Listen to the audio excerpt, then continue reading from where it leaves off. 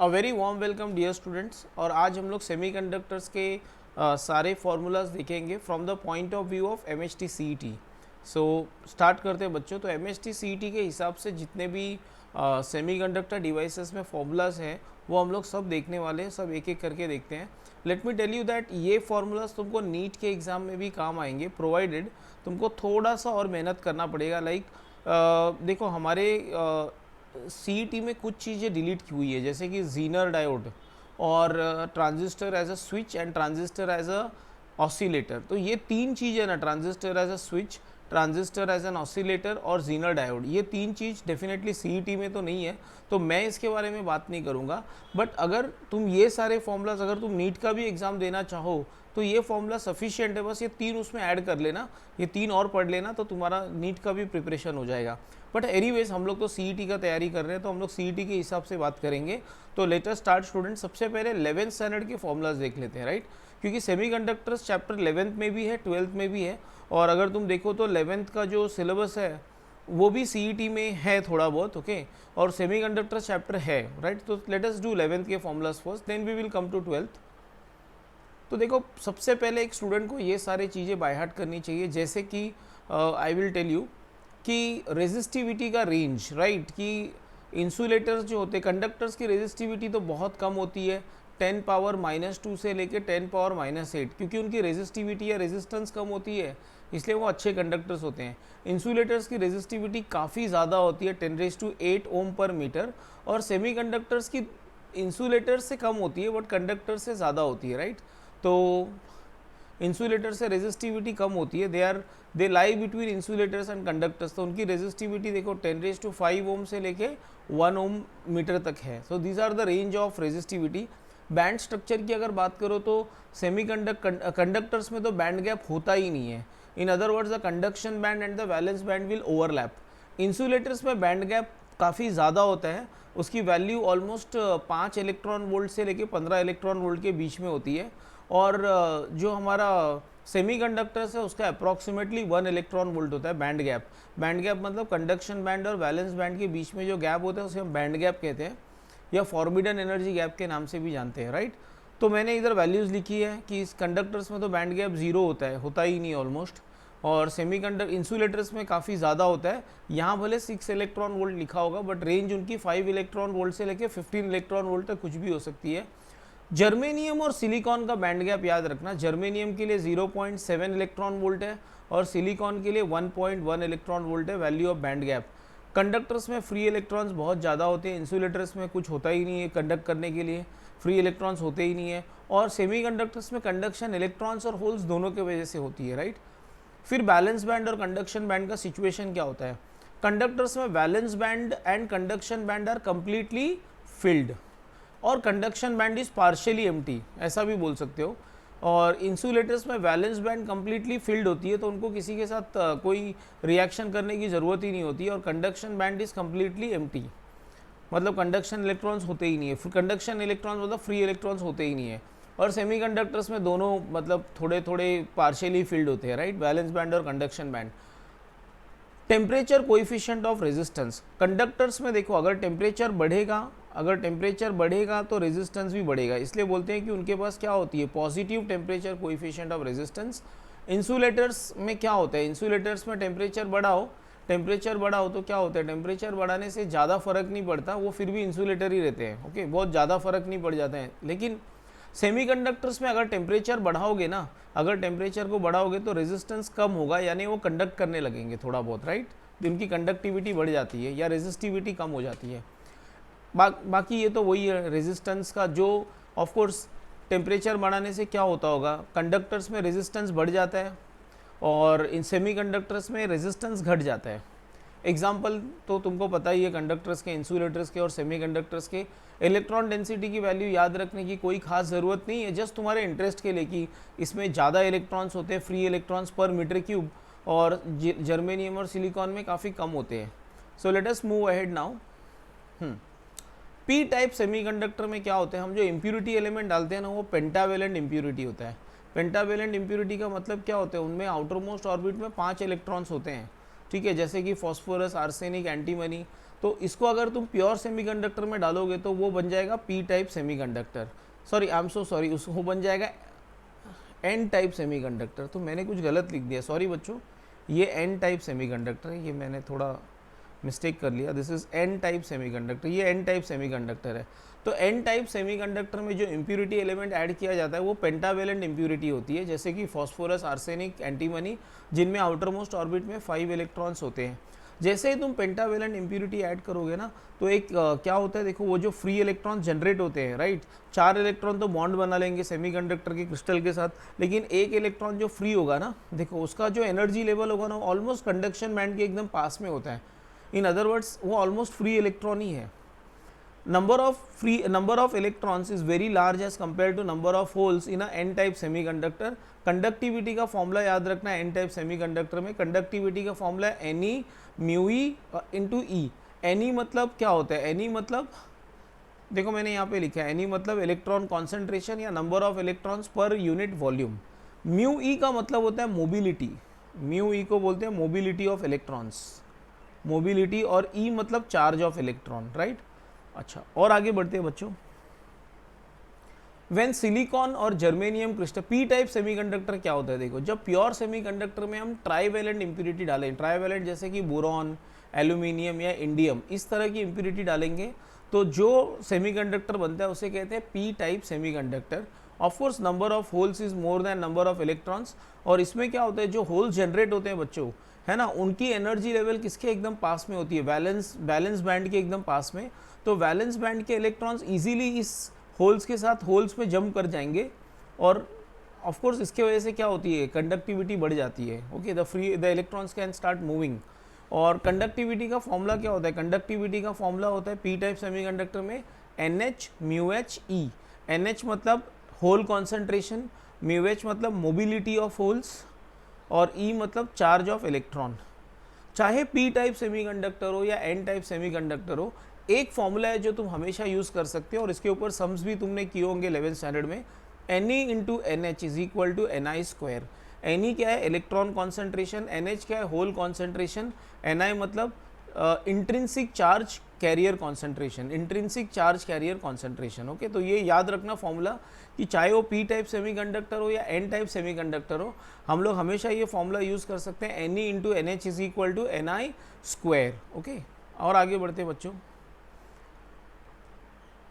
PN junction, जब एक P type semiconductor और एन टाइप सेमीकंडक्टर को जोड़ा जाए तो बीच में एक जंक्शन बनता है, उसे हम कहते हैं पीएन जंक्शन। पीएन जंक्शन, तो ये पीएन जंक्शन है, और इस जंक्शन में चार्ज कैरियर्स नहीं होते क्योंकि इलेक्ट्रॉन्स और होल्स एक दूसरे से मिल लेते हैं, और अगर एक इलेक्ट्रॉन जो नेगेटिव है अगर वो एक होल से मिले जो पॉजिटिव है तो नेट चार्ज जीरो हो जाएगा। तो इस रीजन को डिप्लीशन रीजन भी कहते हैं।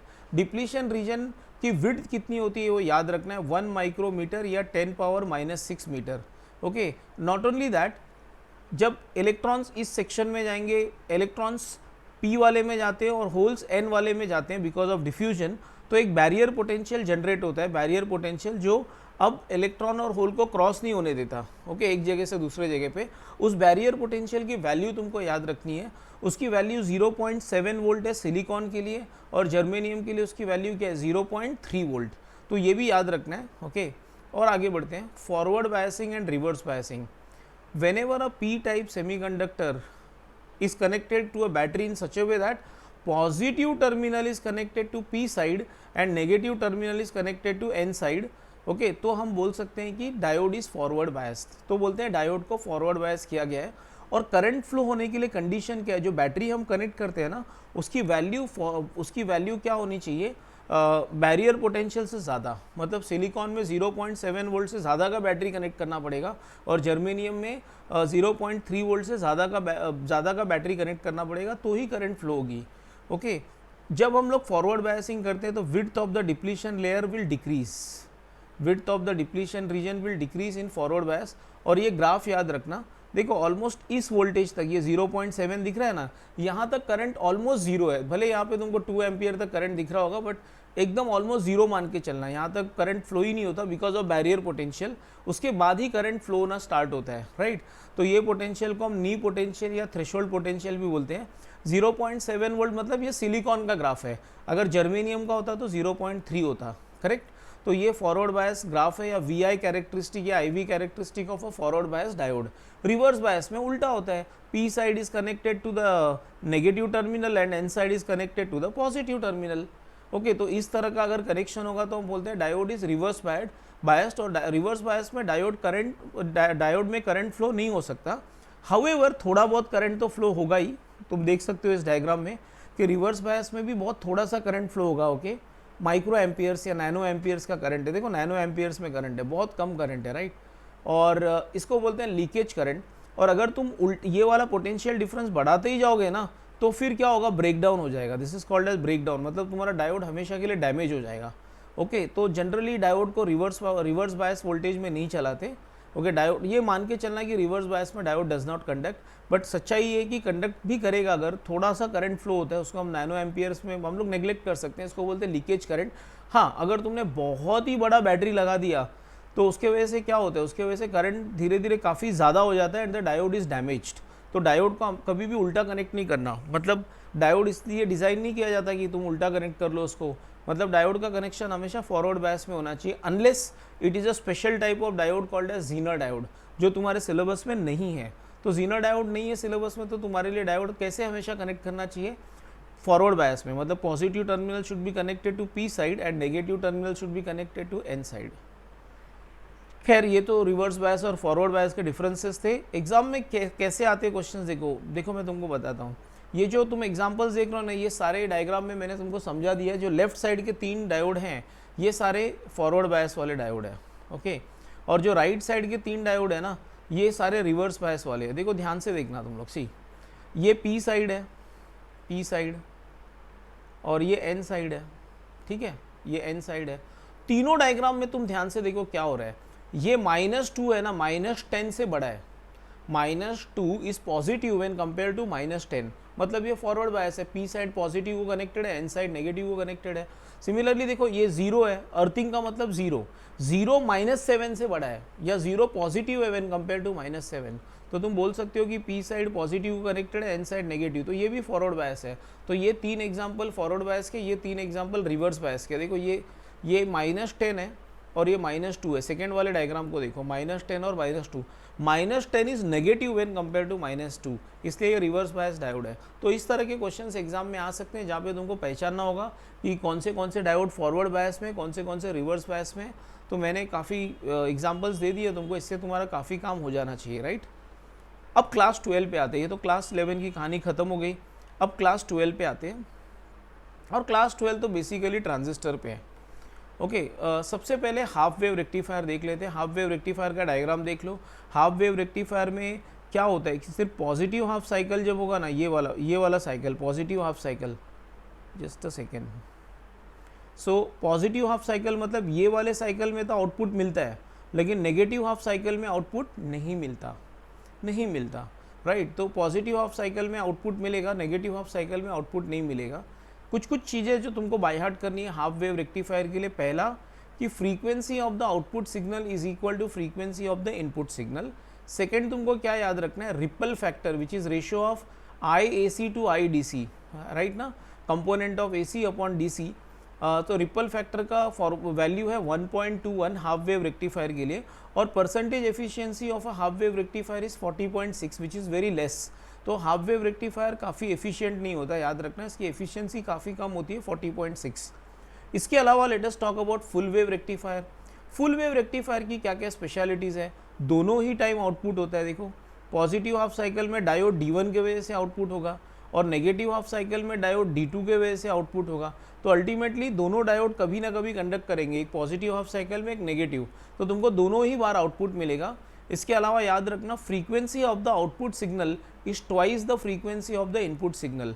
मतलब क्या होता है कि एक साइकिल इनपुट में तुमको आउटपुट में 2 चेंजेस मिलते हैं। रिपल फैक्टर का वैल्यू 0.48 है, जो कम है काफ़ी, याद रखना हाफ वेव में 1.21 था, यहाँ पे 0.48 है, तो काफ़ी कम रिपल फैक्टर मिलता है इसमें, काफ़ी अच्छा DC का काफ़ी अच्छा वैल्यू मिलेगा। और परसेंटेज एफिशिएंसी इज 81.2। अच्छा, मैं ये तो बताना ही भूल गया, व्हाट इज अ रेक्टिफायर। मेरे ख्याल से सब लोग जानते होंगे, rectifier is a device which converts AC voltage into DC voltage, ठीक है। और आगे बढ़ते हैं। फिर कुछ स्पेशल डायोड्स है, जैसे कि फोटो डायोड। फोटो डायोड क्या होता है? फोटो डायोड रिवर्स बायस में काम करता है। फोटो डायोड रिवर्स बायस में काम करता है। देखो यहाँ पे कुछ कुछ बातें याद रखना कि photo diode works in the reverse bias mode, और उस पर जब लाइट फॉल होगी तो ही वो कंडक्ट करता है। तो वो कन्वर्ट करता है लाइट एनर्जी को इलेक्ट्रिकल एनर्जी में, याद रखना। ओके, उसकी सिंबॉलिक रिप्रेजेंटेशन को याद रखना, उसके वी कैरेक्टरिस्टिक्स को याद रखना। देखो जैसे जैसे लाइट की ब्राइटनेस बढ़ती जा रही है, देखो करंट भी बढ़ता जा रहा है, राइट, रिवर्स करंट बढ़ता जा रहा है। ओके, और इसमें एक फॉर्मूला है dark resistance. Dark resistance is maximum reverse voltage upon dark current. ये फॉर्मूला याद रखना, मुझे नहीं लगता इस पर कोई क्वेश्चन आएगा, बस फॉर्मूला याद रख लेना। ओके, और एक स्पेशल डायोड देख लेते हैं जिसे कहते हैं सोलर सेल या फोटोवोल्टाइक सेल।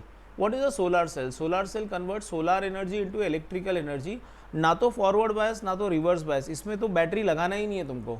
ये उसकी सिंबॉलिक रिप्रेजेंटेशन है सोलर सेल की। कभी कभी सिंबॉलिक रिप्रेजेंटेशन ही पूछ लेते हैं, तो वो भी याद रखना कि एक बैटरी दिखाना रहेगा तुमको, ये प्लस है ये माइनस है, और दिखाना कि लाइट गिर रहा है उसके ऊपर। ओके, और नॉट ओनली दैट, ये उसके वी कैरेक्टरिस्टिक्स भी याद रखना। ओके, इसको बोलते हैं शॉर्ट सर्किट करंट, इसको बोलते हैं ओपन सर्किट वोल्टेज। चलो आगे बढ़ते हैं। LED. LED is a forward biased diode. LED is a forward biased diode. लिखा है कि नहीं? मैंने नहीं लिखा है तो मैं यहाँ लिख देता हूँ। LED is a forward biased diode. Forward biased diode, forward biased diode मतलब यू नो व्हाट इज। तो फॉरवर्ड बायस्ड डायोड है तो उसके वीआई कैरेक्टरिस्टिक से IV characteristic forward biased diode की तरह ही आते हैं। देखो ऐसे ही। नॉट ओनली दैट, इसमें क्या होता है कि जब इलेक्ट्रॉन्स और होल जंक्शन से आर पार जाते हैं ना, तो वो एक दूसरे से मिलते हैं, और बिकॉज ऑफ दैट, देखो इलेक्ट्रॉन और होल एक दूसरे से मिलने का क्या मतलब हुआ? इसका मतलब ये हुआ कि फ्री इलेक्ट्रॉन ने होल में जंप की, या फ्री इलेक्ट्रॉन ने होल में जंप की, मतलब इलेक्ट्रॉन ने जंप मारी वैलेंस बैंड, कंडक्शन बैंड से वैलेंस बैंड में, तो एनर्जी रिलीज करता है, राइट। और वही एनर्जी लाइट के फॉर्म में बाहर आती है। तो हम बोल सकते हैं कि LED is nothing but forward biased diode which emits light because of recombination of electrons and holes। ठीक है, तो इसके VI कैरेक्टरिस्टिक्स याद रखना। अब ट्रांजिस्टर के बारे में बात करते हैं थोड़ा। ये तो मैं तुमको ऑलरेडी बता चुका, रिपल फैक्टर और डार्क रेजिस्टेंस। मैं ट्रांजिस्टर के बारे में थोड़ा और भी लिखना चाहता हूँ यहाँ पे कुछ। देखो, transistor is nothing but a 3 section semiconductor device. Transistor में 3 सेक्शन होते हैं, एक को बोलते हैं एमीटर, एक को बोलते हैं बेस, और एक को बोलते हैं कलेक्टर। तो ये 3 सेक्शन होते हैं, एमीटर, बेस और कलेक्टर। ठीक है, एमीटर, बेस और कलेक्टर। ठीक है, एमीटर, बेस और कलेक्टर। कुछ कुछ याद रखना है इसके बारे में, मैं यहाँ पे लिख रहा हूँ। देखो यहाँ पे एमीटर जो होता है ना, वो हेवीली डोप्ड होता है। एमीटर जो होता है वो हेवीली डोप्ड होता है, उसमें बहुत ज़्यादा इम्प्यूरिटी एलिमेंट ऐड करते हैं, हेवीली डोप्ड होता है। और दूसरी बात ये भी याद रखना कि it is moderate in size. Moderate in size मतलब बेस से ज़्यादा बड़ा होता है, कलेक्टर से छोटा होता है, मॉडरेट इन साइज़। ओके, फिर उसके बाद में बेस की बात करते हैं। Base is lightly doped and smallest in size, lightly doped and thin. और अगर कलेक्टर की बात करो तो कलेक्टर इज मॉडरेटली डोप्ड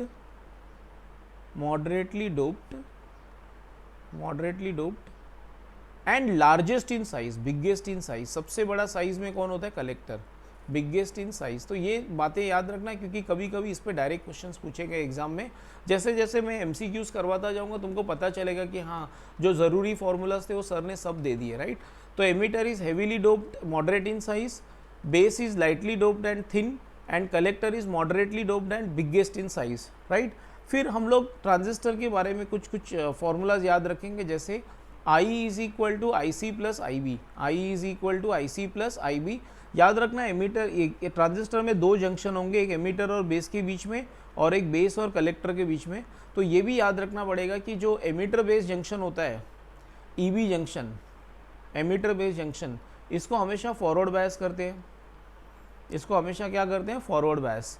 और जो कलेक्टर बेस जंक्शन होगा, सीबी जंक्शन, इसे हमेशा क्या करते हैं? This is always reverse biased. तो emitter base junction is forward bias, collector base junction is reverse biased. Formulas देख लो क्या क्या आते हैं ट्रांजिस्टर में। एक तो I is equal to I C plus I B.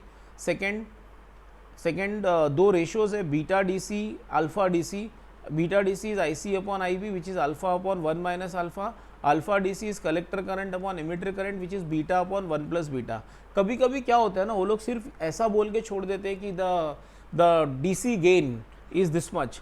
अब DC गेन तो बीटा भी हो सकता है, अल्फा भी हो सकता है, तो बच्चे पहचाने कैसे कि अल्फा दिया है कि बीटा। सिंपल सा लॉजिक है बच्चों, अगर बीटा की अगर वैल्यू है ना, देखो बीटा की वैल्यू हमेशा 20 और 200 के बीच में होती है, और 20 और 200 के बीच में, और अल्फा है ना ऑलवेज लेस देन 1 होता है। तो अगर गेन तुमको लेस देन 1 दिया है ना, तो पहचान लेना कि अल्फा दिया हुआ है, और अगर तुमको DC गेन 20 और 200 के बीच में दिया है तो बीटा दिया हुआ है, राइट, या 1 से ज़्यादा है तो बीटा दिया हुआ है। सिंपल सा लॉजिक, राइट। और आगे बढ़ते हैं बच्चों, ट्रांजिस्टर एज एन एम्पलीफायर के लिए कुछ कुछ फॉर्मूलाज जो तुमको याद रखना है। Voltage gain is output voltage upon input voltage which is also equal to output voltage मतलब VCE अपॉन VBE। VBE को लिखा जा सकता है RI इंटू डेल्टा IB। दूसरा वोल्टेज गेन का और एक फॉर्मूला है current gain into output resistance upon input resistance. RL क्या होता है, RI क्या होता है, मैंने सब लिखा हुआ है यहाँ पे येलो कलर में, और AV मतलब क्या होता है, VO मतलब क्या होता है, वो भी मैंने सब लिखा हुआ है, तो तुम देख सकते हो। ये जो AP है ना बच्चों, AP पावर गेन होता है, ओके। और तुम लोग ये जो माइनस देख रहे हो ना, इससे क्या पता चलता है कि आउटपुट सिग्नल है ना जो इनपुट सिग्नल का इन्वर्टेड होता है। इन अदर वर्ड्स, अगर तुम्हारा इनपुट सिग्नल ऐसा होगा, ओके ऐसा, तो तुम्हारा आउटपुट सिग्नल है ना, देखो कैसा होगा, मैं बता रहा हूँ। इन्वर्टेड मतलब इसका उल्टा होगा, एम्पलीफाई होगा, बड़ा होगा, लेकिन इसका उल्टा होगा। एक second, just a second, I will explain. देखो एम्पलीफायर मतलब सिग्नल को बड़ा कर देगा वो, राइट, छोटे सिग्नल को बड़ा कर देगा, बट अल्टीमेटली होता क्या है कि तुम्हारा आउटपुट उल्टा आता है। उल्टा मतलब अब ये तुम्हारा इनपुट ऐसे है ना, तो तुम्हारा आउटपुट देखो ऐसे स्टार्टिंग में ऐसा होगा, आई विल टेल यू, उल्टा आएगा, ऐसा इन्वर्टेड होता है। ये बात याद रखना, इसके ऊपर क्वेश्चंस आते हैं एग्जाम में, एकदम अच्छे से पढ़ लेना। जो पढ़ा रहा हूँ सिर्फ इसलिए पढ़ा रहा हूँ क्योंकि सारे काम की चीज़ें हैं और तुमको कभी ना कभी हर चीज़ की ज़रूरत पड़ेगी। So the negative sign in the voltage gain indicates that the output voltage is inverted with respect to the input। और आगे बढ़ते हैं। AP मतलब पावर गेन, इसका नाम याद रखना है। AP मतलब power gain which is equal to beta into AV। और पावर गेन होता क्या है, output power upon input power. Simple, power gain मतलब output power upon input power. Voltage gain मतलब output voltage upon input voltage. Current gain मतलब output current upon input current. बहुत simple है, इसमें कोई टेंशन लेने की बात नहीं है, ओके। और आगे बढ़ते हैं बच्चों, अब लॉजिक गेट की बात करते हैं। देखो ये तीनों जो मैंने लिखे हैं ना, नॉट, एंड और याद रखना, इनको बोलते हैं बेसिक गेट्स।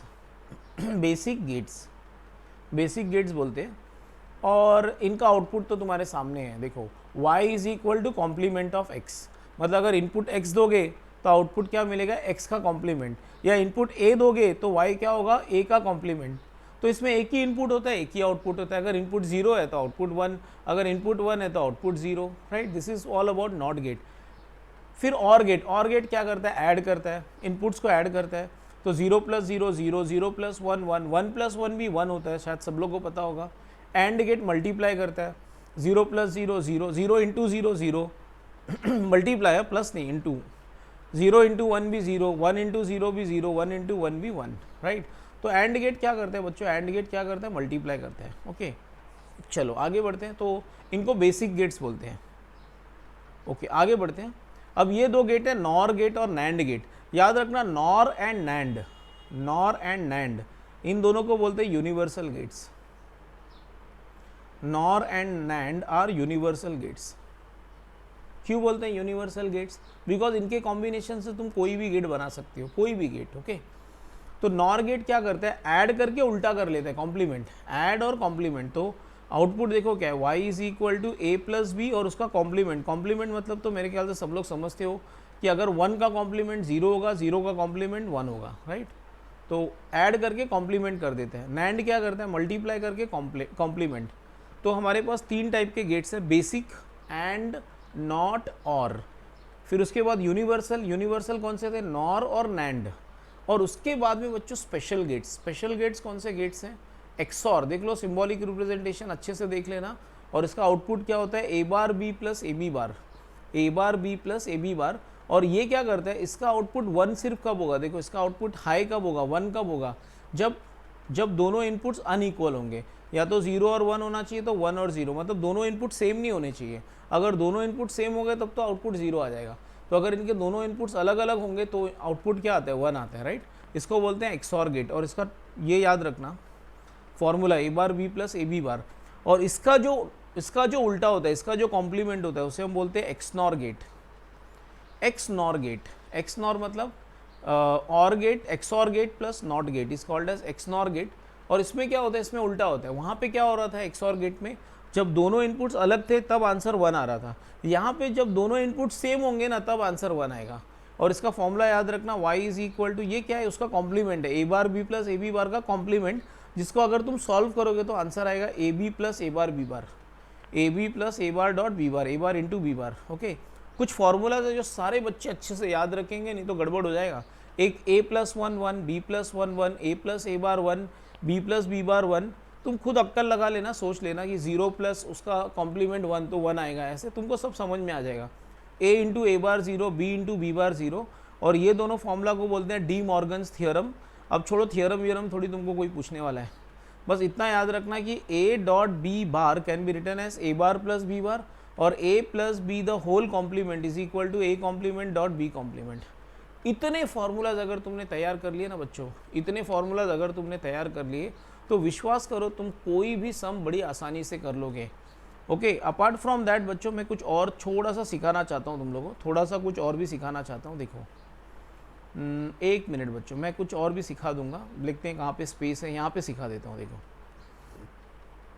अगर समझो एंड गेट है या और गेट है, एंड गेट हो या और गेट हो, कोई भी गेट हो, समझो एंड या और, अगर इनपुट्स को शॉर्ट किया, शॉर्ट मतलब ऐसे ऐसे शॉर्ट किया, ओके, और एक ही इनपुट है ए, तो याद रखना आउटपुट भी क्या आएगा, ए ही आएगा। मतलब अगर एंड गेट या और गेट के इनपुट्स को शॉर्ट करना मतलब दोनों को जोड़ दिया और एक ही इनपुट दिया ए, तो आउटपुट भी ए ही आएगा। याद रखना, इस बात को याद रखना अच्छे से। लेकिन अगर वो नैंड गेट के साथ किया जाए, नैंड गेट के साथ इनपुट को शॉर्ट कर दिया और एक ही इनपुट दिया ए, तो याद रखना बच्चों आउटपुट क्या आएगा, आउटपुट विल बी ए का कॉम्प्लीमेंट। सिमिलरली अगर नॉर गेट है, उसके इनपुट्स को शॉर्ट कर दिया ऐसे, राइट, तो इसका आउटपुट भी क्या आएगा, ए का कॉम्प्लीमेंट। तो ये सारी बातें अगर तुम याद रख सकोगे तो मैं तुमको गारंटी देता हूँ बच्चों, तुम कोई भी एमसीक्यू एमएचटी सीटी का एकदम आराम से कर लोगे, एकदम आराम से कर पाओगे। Okay, so don't worry about that. इतने ही फॉर्मूलाज थे, जैसे जब मैं एमसीक्यू सॉल्व करूँगा तो तुमको पता चलेगा कि हाँ सर ने जो बोला था उतने ही फॉर्मूलाज की ज़रूरत पड़ी, उसके अलावा एक भी एक्स्ट्रा नॉलेज की ज़रूरत नहीं पड़ी। So this is the comprehensive formula for semiconductors. अगर बच्चे ने इतना कर लिया तो वो सेमीकंडक्टर्स का कोई भी सम आसानी से कर लेगा। So thanks for watching the video. Do subscribe the channel and share the video with your friends. Thank you.